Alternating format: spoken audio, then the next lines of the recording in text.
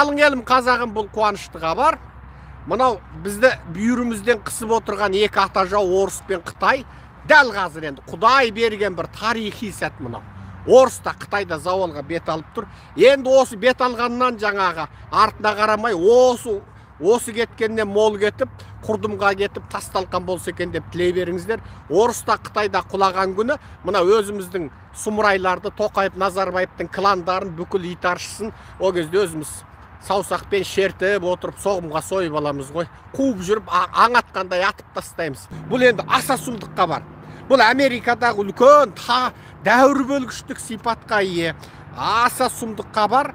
Америка атом қаруын қолдану туралы өздерінің саясатын өзгертіп, енді бұдан ілгері атом шабуылы болғанда, атомдық дағдарыс болғанда атом қаруын қолданады деген заң болған болса, енді оған өзгеріс енгізіп, кез келген уақытта атомдық шабуыл болмаған жағдайда да екі өзгерісті әкелді. Бірі қауіп төнген жағдайда, шұғыл жағдайда, екінші бірінші кезекте. Яғни бұдан бұрын біреу атомды қолданып, содан кейін қолдану деген болса, енді сол біреудің қолданғанына қарамай алдын ала. Яғни бұл жерде стратегиялық, тактикалық атом бомбалар, жеңіл типтегі бомбалар, немесе бір кішкентай бір өңірді талқандайтын бомбалар. Баяғыда Нагасаки мен Хиросимаға тастаған сияқты емес, жеңіл типтегі бір әскери нысандарды құртатын атом бомбаларды алдын ала қолданатын құқықты өздеріне беріп қойды. Яғни заңды олай өзгертіп қабылдағандағы мақсат, енді Американың әскери мамандары, қорғаныс министрі, президенті, яғни ол шешімді қабылдай алады. Және бұны қабылдаудағы мақсаттары Тайванға соғыс ашу мәселесі Қытайлар ілгерілетті. Күні бұрын Тайванға соғыс ашу мүмкін деген әңгіме болып еді ғой. Енді Қытай құтырып мынау жаңадан билікке келген сұмырай әуселесі асып, жаңа бұлда шизофренмен ауырады, бұлда құтырық, бұлда есерсоқ, бұлда Путин сияқты жармес есіріктік аурумен ауырады. Енді қысқасы сен құтырып әліңді білмейтін болсаң, әкеңді танытам деген заңды қабылдады. Оның үстіне білесіздер, мынау бұдан ілгері Тікебайшал осы Қытай қауіпті, Ресей қауіпсіз деген сияқты ұстаным ұстанды ғой. О кезде мына Бәкебайшал жоқ, Қытай біздің бизнес партнеріміз, одақтасымыз, Ресей жауымыз деген. Енді өткеннен бері Қытайды Американың стратегиялық жауы деп көрсетті де, Ресей қысқасы, сен біттің енді, сенің шаруаң бітке деп, оны былайша алып тастады. Қысқасы Ресейді сен қысқасы жарамайды екенсің деді, жау болуға да тұрмайды екенсің деді ғой. Былай, қысқасы енді Қытайды өстіп белгілегеннің өзі, бағалағанның өзі, енді алдағы уақытта әлемдік саясатта үлкен геосайтта үлкен бір өзгеріс болатының белгісі. Орыстың екінші кемесін жарып жіберді украиндар.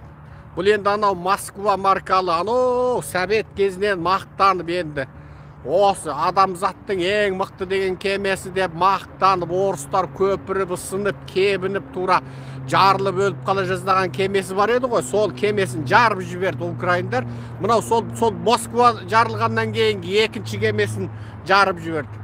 Енді осы жолғы бұл кемесін жарғанда, анау әуеден дронмен атқылаған сияқты мына суда өздігінен жүретін, жаңағы дрон сияқты өздігінен жүретін, алып камерасы бар, бақылауда отыратын, судың, былайша айтқанда суда жүретін дрон енді өз ұшқыш десек, өздігінен ұшатын өз ұшқыш десек, анау енді өз жүзгіш екен. Сол өз жүзгішпен жарып жіберді. Енді ол ана су минасы дегенге ұқсамайды.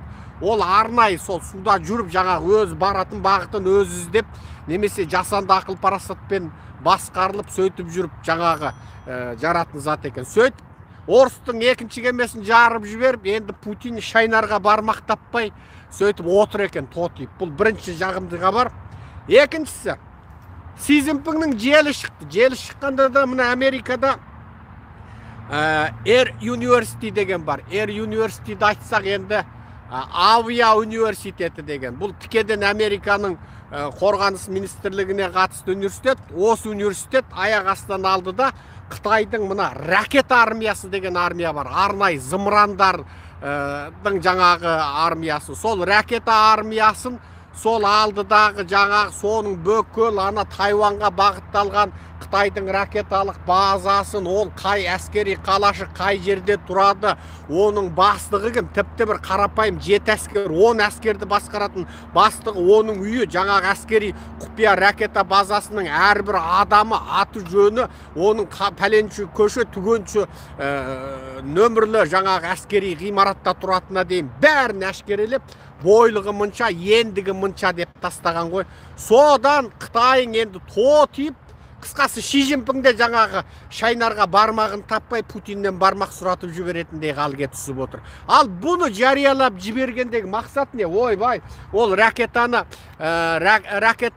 армиясының бүкіл базасын жариялап тастады не, жарияламады не? Ол деген сөз Америка бүкіл, қысқасы сенің басқан тұрғаныңды білем, қысқасы сенің анау 5 жасақтан, 10 жасақтан тұратын бүкіл жасағыңа дейін мен жатқа білем, әдірісіне дейін білем, бойлық ендігіне дейін білем. Қысқасы оның аты кім, бастығы кім, Уаң ба, Жаң ба, Чаң ба, бәрін білем деп Америка Қытайдың көзіне шыққыды. Ал аяқ астынан Шидің мынау компартияның билігін қолына алып, өзінің 7 сұмырайын артына жаңағы сұмырайларын ертіп, Маудың кезінде жаңағы билік құрған жеріне бара қалып, аяқ астынан сөйткен бір сәтіне тура келіп отырғанда, Американың бұл ақпаратты жариялауы айналып келгенде, ол Шиге артыңа қара деді ғой, қысқасы. Артыңа қара, жетәкеңді танытам, бүкіл жеріңді білем, қайда тұрдың, қайда қойдың, бәрін білем. Қысқасы, бәрі менің ашсам алақанында, жұмсам жұдырығымда 77 әкеңді танытып жіберем деген ескертуді анық беріп тұр.